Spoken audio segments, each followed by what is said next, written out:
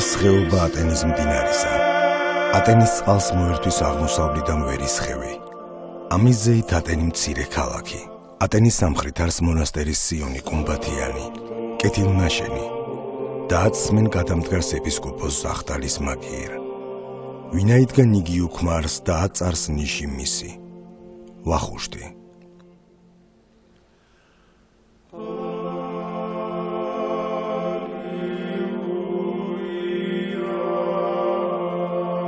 ძველი ქართული ხუროთმოძღვრების ერთ-ერთი საუკეთესო ნიმუში ატენის სიონი მე-7 საუკუნის პირველ ნახევარშია აგებული. იგი გორის რაიონში, მდინარე ატენთან ახლოს ფრიალო კლდის საგანგებო საყრდენი კედლით გამაგრებულ ბაქანზე აღმართული და მთელი ხეობის სამშვენის წარმოადგენს.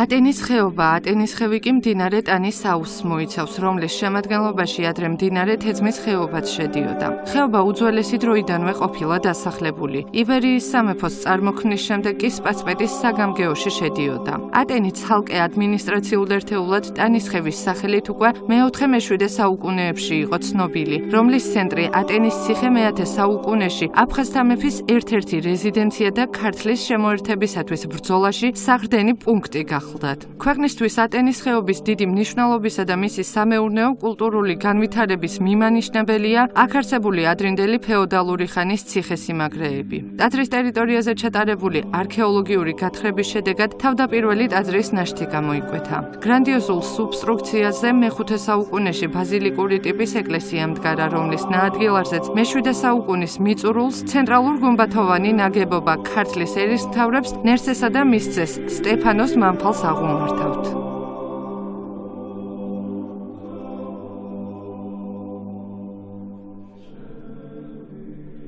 ატენის სიონის დატვირთვა ასეთია, რომ იგი ატარებს ყოვლად წმინდა ღვთისმშობლის მიძინების სახელს და საერთოდ ტერმინი სიონი ყოველთვის ნიშნავს მიძინების ეკლესიას. უფრო ადრეული პერიოდები ატენის სიონში იკვეთება არქეოლოგიამ ამოიღო მე-5 საუკუნის კლასიკური ბაზილიკა, რომელზეც დგას აი ეს ჯვარგუმბათოვანი ეკლესია.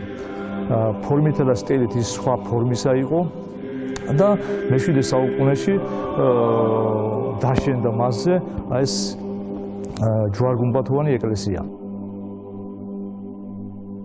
ატენის არქეოლოგიური გათხრების შედეგად გამოვლენილი ბაზილიკური ნაგებობის არსებობა წერილობითი წყაროებითაც დასტურდება. ცნობებს გვაწვდის სირიული ეპისტოლე, რომელიც ბეითმარისა აქ გაბულელის მონასტრის წინამძღვარ თომას ეკუთვნის. დოკუმენტის მიხედვით ამავე მონასტრის ეპისკოპოსი სვიმეონი მე-6 საუკუნის 40-50-იან წლებში საქართველოში ტანას მონასტერში ჩასულა და იქ არსებული კონფესიონალური დარღვევების გამო შეკრებილ ეპისკოპოსებს ანათემაზე გადაცემით დამუქრებია. ზუსტი ცნობები იმის შესახებ თუ რა მოხდა ატენის საეპისკოპოსოში კრების შემდეგ ცნობილი არაა და ვინ იცის რა ბედი ეწია მაშინ ტაძარს. ძირფესვიანად დანგრეული ბაზილიკის ნაშთი იქნებ მკაცრი საეკლესიო განაჩენის შედეგი იყო. ყოველივე ამის მიუხედავად საყურადღებოა ის ფაქტი, რომ მე-6 საუკუნეში ატენში უკვე არსებობს ისეთი დიდი ტაძარი, სადაც საეპისკოპოსო კრების ჩატარება იყო შესაძლებელი. ატენის სიონი, რა თქმა უნდა, თავისი მნიშვნელობით დიდი არის. ის უძველესი ეკლესია არის, მე-7 საუკუნის ძეგლი არის, მაგრამ იქამდეც იყო, როგორც ისტორია გვევნება, პატარა ტაძარი აგებული მე-3-4 საუკუნეში და სწორედ მის საფუძველზე შემდგომში და აშენებული მე-7 საუკუნეში წლების საუკუნეების განმავლობაში ხდებოდა, რა თქმა უნდა, რესტავრაცია. სხვადასხვა პერიოდში ხდებოდა თვითონ ის ატენის სიონის მოხატულობაც, ფრესკები ძალიან გამორჩეული არის, როგორც ამბობენ და ეს სხვადასხვა პერიოდში შესრულებული არის ეს მე-6-მე-7-დან დაწყებული მე-11 და შესაბამისად გვიან პერიოდში კიდევ. ტაძრის კედლებზე შემორჩენილია სხვადასხვა დროის ქართული ასომთავრული უნიკალური წარწერები და მინაწერები, რომლებშიც მოხსენებული არიან ისტორიული პირები. მოცემულია თარიღები და ცნობები. წარწერები საყურადღებოა ენისა და დამწერლობის თვალსაზრისითაც. ისინი საქართველოს ისტორიულ-კულტურული ენისა თუ პალეოგრაფიის საკითხების კვლევისთვის მდიდარ მასალას გვაძლევენ. აი ამ ქვაზე გამოსახული არის სამი მეფის საკუთარი ხელწერა. პირველი წარწერა არის დემეტრეს წარწერა. ქრისტე ადიდე დემეტრე მეფესა. მეორე არის მეფე დავითის წარწერა. დავითი ამბობს, რომ მე დავდე ატენს საჭურჭლეო. ატენი იყო საჭურჭლე ქალაქი და დავითი აი ამ წარწერით ამბობს, რომ მან დადო ატენში საჭურჭლე. მესამე წარწერა არის ბაგრატის წარწერა. წმიდაო სიონო შეიწყალე მეფე ბაგრატი. ასე რომ აი სამი მეფის წარწერა აი ამ ქვაზე გამოსახული და აი ამ ქვას ქვია სამეფო ქვა.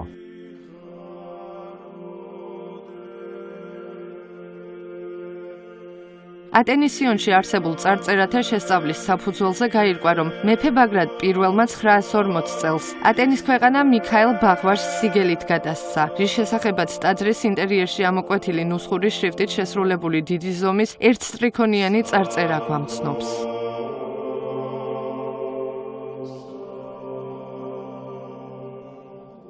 ქრისტე შეიწყალე მიქაელ ბაღვაში, მისცა ბაგრატ მეფემ სიგელი. აქედან გამომდინარე ბაგრატ პირველია ან უბრალოდ კეთილგანწყობილი ყოფილა მიქაელ ბაღვაშის მიმართ, ან ქვეყანაში შექმნილი შიდა პოლიტიკური სიტუაცია იძულებდა ატენის ქვეყანა ბაღვაშთათვის დაეთმო. ატენის ქვეყნის განვითარებაში მიქაელ ბაღვაშის ღვაწლი დიდია. მისი ბრძანებითა და დაფინანსებით ატენის სიონისთვის 945 წელს ზღუდე აუშენებიათ. ბაღვაშთა ფეოდალური სახლის ქტიტორობით მე-10 საუკუნის ბოლოს ატენის სიონში მნიშვნელოვანი სარესტავრაციო სამუშაოები ჩატარებულა. არაერთი სკულპტურა განუახლებიათ და ბევრიც სახლით შეუცვლიათ. გამოსახული არის საკურთხეველში ასევე პურითა და ღვინით ზიარების სიუჟეტები. რამე თუ საკურთხეველს აქვს თავისი სულიერი დატვირთვა, რომელსაც ქვია ევქარისტიული დატვირთვა და ყოველთვის ისახება ცალკე პურით, ცალკე ღვინით ზიარების სიუჟეტები. ატენში კარგადაა შემორჩენილი 64 სიუჟეტები. არის წმინდა მამათა, ბერთა, დიაკონთა ჯგუფი მართალთა, ვინც სასუფეველში მოხვდა და მარცხნივ გამოსახული არის ჯოჯოხეთის სიუჟეტი, დაზიანებულია ძალიან და მხოლოდ ერთი ქალის თავის ფრაგმენტია შემორჩენილი, თუ როგორ უძლებს სამუდამო წვას ჯოჯოხეთში. ატენის სიონი ცენტრალურ გუმბათოვანი ტაძარია, რომელიც მცხეთის ჯვრის არქიტექტურულ გეგმასა და ფორმებს ოდნავ შეცვლილი პროპორციებით იმეორებს. კომპოზიციური ბირთვია გუმბათქვეშა კვადრატი, რომელზეც სფერული გუმბათის 8 წახნაგა 4 სარკმლიანი ყელია აღმართული. გუმბათქვეშა კვადრატიდან გუმბათის წრეზე გადასვლა კონუსური ფორმის სამწყებად განლაგებული ტრომპების საშუალებით ხდება. გუმბათის კამარა კი რელიეფური ჯვრითაა დამშვენებული.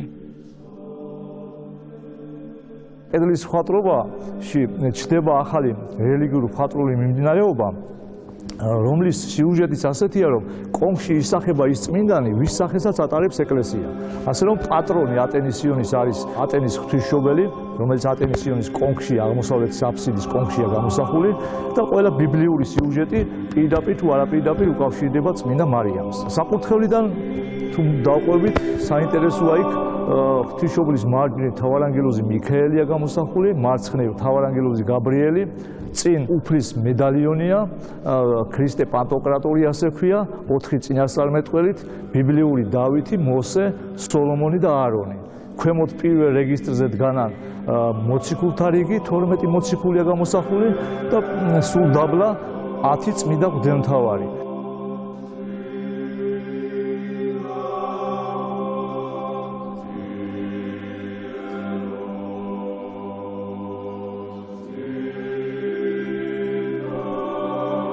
დასავლეთის აფსიდის ჩრდილოეთი კალთა უკავია საერო პირთა რიგს, ანუ ქტიტორთა რიგი ქვია ამ სიუჟეტს.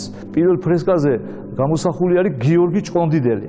გიორგი ჭყონდიდელი ეს საკმაოდ ცნობილი ავტორიტეტია დავით აღმაშენებლის დროს. ატენის სიონის მწკრივში პირველი გამოისახა დავითის ფრესკა.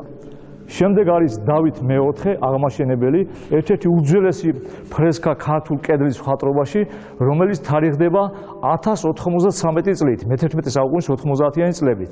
ასე რომ ქართულ კედლის მხატვრობაში ატენის დავით აღმაშენებელი ერთ-ერთი უძველესი ფრესკაა. მერე არის ბაგრატ მეოთხე.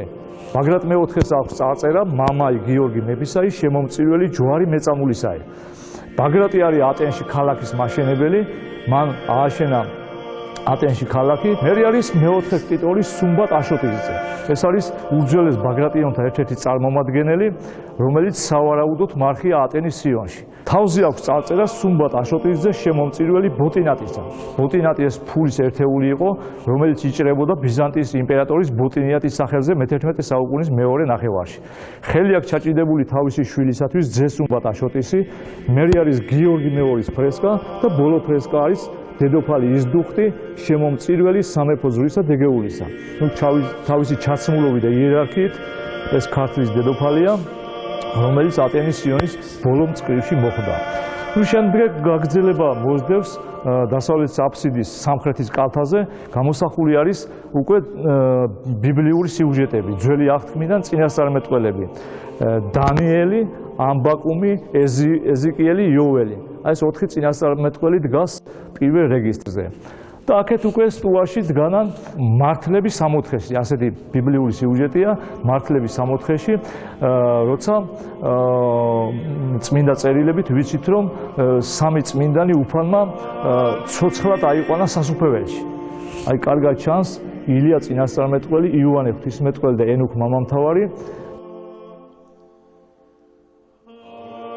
სამეცნიერო ლიტერატურაში ატენის სიონის მოხატულობის თარიღთან დაკავშირებით სხვადასხვა მოსაზრებებია გამოთქმული. წერის მანერის და ტექნიკის ხერხების მიხედვით რამდენიმე მხატვრის სახელი გაირჩევა. მიუხედავად ამისა, იკონოგრაფიული და მხატვრული ჩანაფიქრი ერთიანია. იკონოგრაფიული სქემა ძველ ქართულ ტრადიციას მისდევს და იმითაც განისაზღვრება, რომ ტაძარი ღვთისმშობლის სახელობისაა. გუმბათის მხატვრობა შემორჩენილია ფრაგმენტულად. მოხატულობის დომინანტი გუმბათში დიდი წითელი ჯვარი ქრისტეს სიმბოლოს განასახიერებს, ხოლო ქვედა მონაკვეთში გუმბათქვეშა შვერილებზე წითელი და თეთრი საღებავებით შესრულებული აყვავებული ჯვრები მოციქულთა სიმბოლოებია.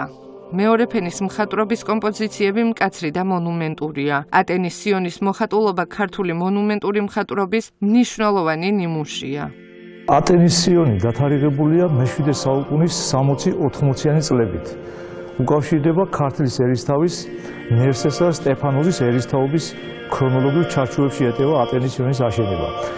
ეკლესია ფორმითა და სტილით არის ცენტრალურ ჯვარ-გუმბათოვანი ტიპის ეკლესია.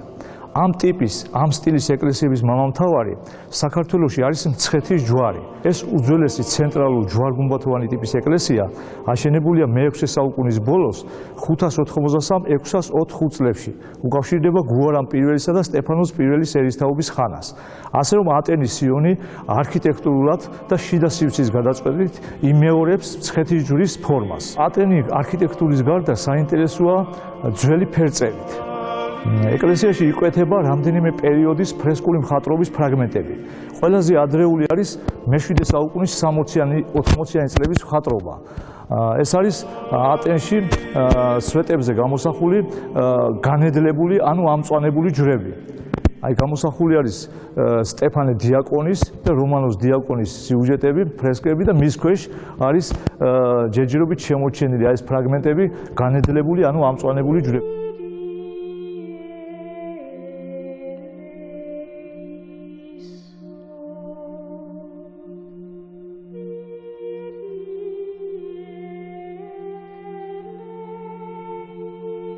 ატენის მხატვრობა სრულიად განსხვავდება შუა საუკუნეთა გუმბათოვან ტაძრებში გაბატონებული 12 დღესასწაულთა სისტემისაგან, რომლის თანახმად სახარების სცენები განლაგებული იყო წლიური ლიტურგიკული კალენდრის მიხედვით ტაძრის სხვადასხვა მკლავში და გარსუვლიდა მას ზედა რეგისტრებიდან ქვედა რეგისტრებისაკენ. ატენის მოხატულობის შემქმნელები მოხატულობას იმგვარად აგებენ, რომ სახარების ციკლი იკითხება როგორც გაგრძელება და თვითშემადგენელი ნაწილი ღვთისმშობლის ციკლისა. ამის შედეგად ღვთისმშობლის თემა წამოწეულია წინა პლანზე. მთლიანად დატვირთვა ასეთია, რომ გამოსახულია ღვთისმშობლის ცხოვრების ციკლი. მთლიანად მთელი ცხოვრების სიუჟეტებია გამოსახული სამხრეთის მკლავში.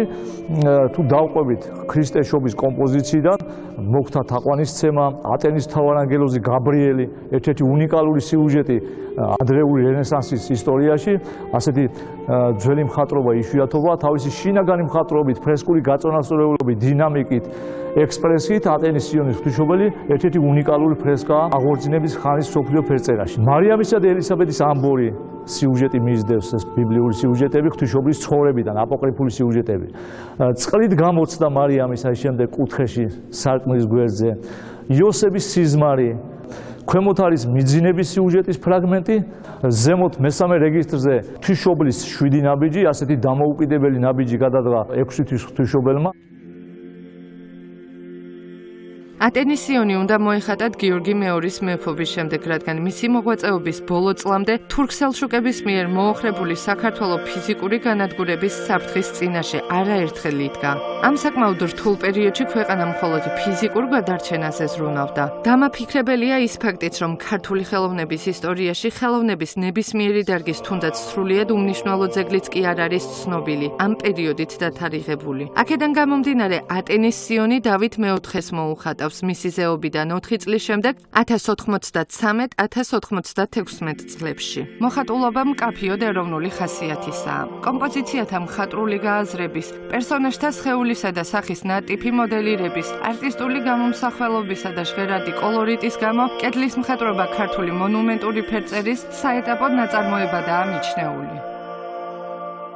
გამორჩეული არის თავისი შესრულების ტექნიკით, რომ უბრალოდ ნებისმიერ ადამიანსაც კი თვალში მოხდება და რაც მიაქცევს ყურადღებას და ქვაზე არის ეს შესრულებული მხატვრობა, ესეთი შელესვის გარეშე და რასაც საოცარი ფრესკები არის და ესეთ ძალიან მეტყველი სახეები არის, რომ ალბათ მე ბევრჯერ მიფიქრია, რომ თუ ვინმეს უნდა რომ აი მართლა ხატწერა ისწავლოს, აი ატენის სიონის მეტყველ ფრესკებს უნდა მიაკითხოს და იქიდან უნდა ისწავლოს მეტი. დავით აღმაშენებელმა ატენის ქვეყნის მნიშვნელობა კარგად იცოდა. ბაღვაშთა უძლიერეს ფეოდალურ სახლს სწორედ ამიტომ დაუპირისპირდა და სძლია კიდეც. დავით აღმაშენებელს თბილისის, ქუთაისისა და უჯარმის შემდეგ ატენში რიგით მეოთხე სამეფოს საჭურჭლე დაუარსებია. დავით აღმაშენებელიც მოიხსენიებს ატენს და ის ამბობს, რომ ატენისნაირი ქალაქი მააქვსო კიდე თბილისი, ქუთაისი და უჯარმა და ატენი ამბობს ატენზე. ატენი იყო საჭურჭლე ქალაქი, აქ იჭრებოდა ფული, ან ინახებოდა ფული, მაშინ ადრე შუა საუკუნეებში საქართველოში მოძრაობაში იყო ბიზანტიური, სპარსული, ირანული ფულის ერთეულები, ბოტინატი, დრაქანი, დუკატი, აი ეს სახეობები ამოღებულია ატენში არქეოლოგიური გათხრების დროს და უკავშირდება სწორედ აი დავით აღმაშენებლის შეხედულებას. ატენის სიონის ტაძრის გარეგნული ფორმები ნათლად გამოხატავს შიდა სივრცის ორგანიზაციას. გუმბათი ფართო და დაბალია, გუმბათის ყელი მასიური. გუმბათქვეშა კვადრატის ფუძეს საკმაოდ ამაღლებული კუთხეებია. კვადრატის კუთხის კედლები არასწორადაა ამოყვანილი, ზევით ვიწროვდება, ჩანს შეკეთების კვალიც. კვადრატის ყელის მეტი ნაწილი თავიდანაა ამოყვანილი და თანაც ამაღლებულია 1 კვადრატით. მე-20 საუკუნის 20-იანი წლებიდან ატენის სიონის უძველეს ტაძარს თავისი დიდი მნიშვნელობის გამო მეცნიერ მკვლევართა ყურადღება არასოდეს აკლდა. საბრძოლიანი შესწავლის მიზნით აქ ხშირად ჩამოდიოდნენ სხვადასხვა სამეცნიერო ჯგუფები. 1970 წლიდან კი ტაძარში ინტენსიური სარესტავრაციო სამუშაოები მიმდინარეობდა მხატვრობის გამაგრება შენარჩუნების მიზნით. ატენის სიონი ქართული კულტურის მრავალმხრივ საყურადღებო და გამორჩეული ძეგლია. ტაძრის კედლებზე დაცულია მრავალფეროვანი ეპიგრაფიკული და ფრესკული წარწერები, რომელთაგან უძველესი 711 წლით თარიღდება. აღმოჩენილი წარწერებიდან რაოდენობრივად ქართული, ნუსხური, ასომთავრული და მხედრული დამწერლობა ჭარბობს. მათთან ერთად აქ დასტურდება საეკლესიო სლავიანური, სირიული, ბერძნული, არაბული, სპარსული და ებრაული ტექსტები. ეკლესიაში რამდენიმე ათასამდე წარწერაა, მაგრამ ჩვენ ახლა კონკრეტულად იმ წარწერას გეტყვით, რომელიც ყველაზე უძველესია ატენის სიონში. წარწერა გამოსახულია ჩრდილოეთის აფსიდის კუთხეში. აი აქ კარგად ჩანს, აი თუ დაგვიდებით, თარიღდება 711 წლით სტეფანოზის გრაფიტი, ასეთი სახელწოდება, სტეფანოზის ტახტზე ასვლის თარიღია გამოსახული, მიწერილი აი ამ წარწერაში. სამხრეთის აფსიდი საინტერესოა კიდევ იმით, რომ 80-იან წლებში აქ აღმოჩნდა მე-9 საუკუნის რითმიანი ლექსები. ქართული როგორც საერო, ასევე საეკლესიო პოეზია არ იცნობს მე-11 საუკუნეზე ადრე არც ერთ ნიმუშს ლექსების და ატენი საინტერესოა აი ამ ლექსებითაც, რომელიც მე-9 საუკუნის მეორე ნახევრით თარიღდება. აი ლექსები ძალიან კარგად ჩანს მოგვთა თაყვანისცემის ფრესკული მხატვრობის გვერდზე. ეს ძველი ქართული წარწერა პირდაპირ იკითხება უქარაგმოთ მოგუნი მეფენი, პირდაპირ თუ დააკვირდები და მას წვრილად ჩამოსდევს და შემდეგ შედის ფრესკული მხატვრობის ქვედა ფენაში. მე-11 საუკუნის მხატვრობა ფარავს აი ამ ლექსებს. ნაწილი ჩანს ზემოთ, აი შავი შრიფტით, აი წვრილად თუ დააკვირდებით. აი სრული წარწერის ქვემოთ, აი წვრილად შავად ჩამოსდევს და მერე შედის მხატვრობის ქვეშ. არის ძველი ბერძნული, სირიული, არაბული ტექსტები ატენის სიონში. საკმაოდ ცნობილი ბუღათურქის წარწერა, რომელიც თარიღდება 853 წლის 5 აგვისტოთი. ეს წარწერა ძალიან კარგად ჩანს და ცოტა ახლო რომ მივიდეთ, შეიძლება კარგად დავინახოთ. ეს ოქროსფერი წარწერა, რომელიც გაკეთებულია სამხრეთის აფსიდის დასავლეთის კალთაზე. აქ მოხსენებული არის ბუღათურქი. 853 წლის 5 აგვისტოთი თარიღდება ეს წარწერა. მოხსენებულია თბილისის სამირა საჰაკი, მოხსენებულია კახა და თარხუჯი და ბოლოს ქრონიკოსა წელსა 853 წლის 5 აგვისტო. აი მე-9 საუკუნის წარწერაა ეს წარწერა. საქართველოს ისტორიის ძნელბედობის ჟამს ატენის სიონში დიდი ხნის განმავლობაში შეწყვეტილი ღვთისმსახურება 1999 წელს განახლდა. სრულიად საქართველოს კათოლიკოს პატრიარქის უწმინდესისა და უნეტარესის ილია მეორის ლოცვა-კურთხევითა და ატენისა და გორის მიტროპოლიტ ანდრიას ძალისხმევით 2002 წლიდან ატენის სიონში ატენის დედათა მონასტერი დაფუძნდა, რომლის წინამძღვარია იღუმენია ნინო მაზანიშვილი.